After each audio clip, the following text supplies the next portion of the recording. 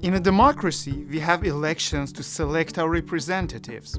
In a paper-based election, once all votes are put in the box, we have to trust the counting staff to count the votes correctly. However, if the counting staff miscount the votes, the voters cannot find out about it. In an e-voting system, the counting is done by software, and it's even harder to trust the software for counting votes. For the last 20 years, researchers have been working on a system where the voters can audit the counting process. But let us have a look at the bigger picture. Why do we need a certain group of people to do the counting for us? Why can't every single voter count the votes themselves? I'm Maryam Mehrnezhad, and over the last 2 weeks, myself and colleagues from Newcastle University, Patrick Mccorry, and Ehsan Toreini have been investigating if the blockchain can be used for digital voting. We have been building a voting system, running it over the Ethereum's blockchain. And the main feature of our system is that it does not need any trusted authority to count the votes. Every single person is able to count the votes without compromising their privacy. Our solution, the Open Vote Network, requires the voter to participate in 2 stages.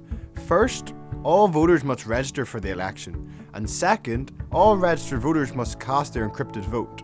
Once the final vote has been cast, then anyone, including non-voters, can compute the tally. As a proof of concept, we used Ethereum's special programming language to implement our protocol. Our system is web-based and has 3 different pages. Election Authority page. The election administrator manages the stages of election in this page.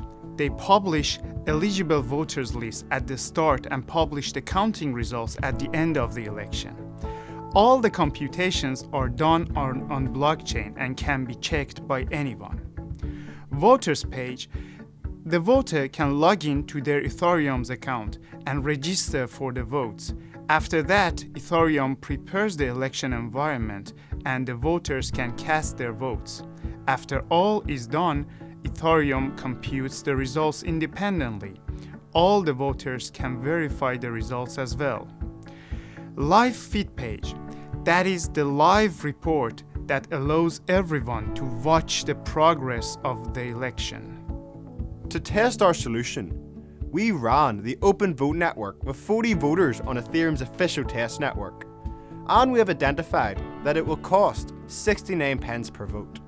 If we want to scale it to a national level, we propose 2 additional protocols: a centralized internet voting protocol and a centralized polling station protocol. Both of these protocols can be implemented over an Ethereum-like blockchain, and most importantly, both of these protocols rely on the same cryptography as the Open Vote Network. Although our solution does not prevent coercion at the moment, it satisfies the other 4 criteria of the challenge. It guarantees the privacy of the voters while enabling them to count the votes. The results are available only when the last vote is cast. It supports undecided voters, and all voting data is publicly available on Ethereum's blockchain, and anybody can investigate the integrity of the election. In conclusion, our system improves the current practice and can be used for real-world applications.